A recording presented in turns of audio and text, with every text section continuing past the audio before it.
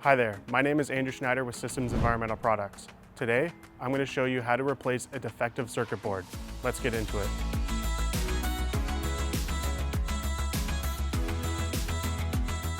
Without a battery installed and using a Phillips screwdriver, remove the 7 screws that hold the cushion and the 6 screws that hold the back cover plate to the tank.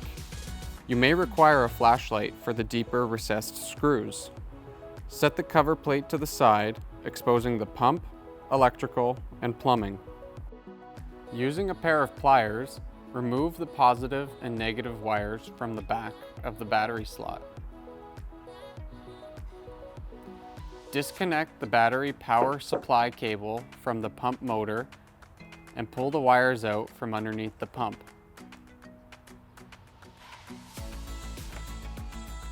Remove the circuit board from the slot, giving you plenty of space to disconnect the 2 wires to the power rocker switch.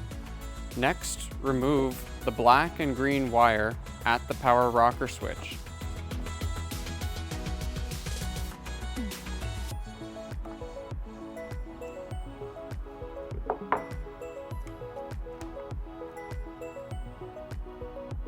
Working in reverse order, attach the 2 spade terminal fittings from the new circuit board to the power rocker switch in the following order. Number 1, black. Number 2, red. Number 3, green. Next, attach the power supply cable going to the pump motor. Attach the 2 wires to the back of the battery slot terminal, the red fitting to the positive terminal, and the yellow fitting to the negative terminal. You are now ready to test the unit with a working battery.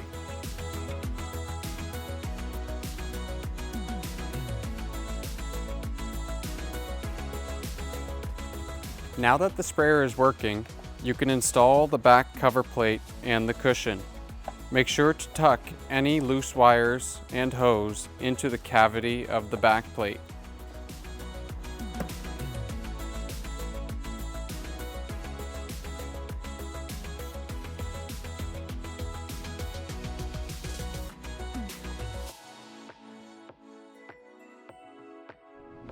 And with that, we have successfully replaced the defective circuit board on your TIDAL Backpack Sprayer. For more information, give us a call at 1-800-367-4015 or visit us at www.systemsenvironmental.com.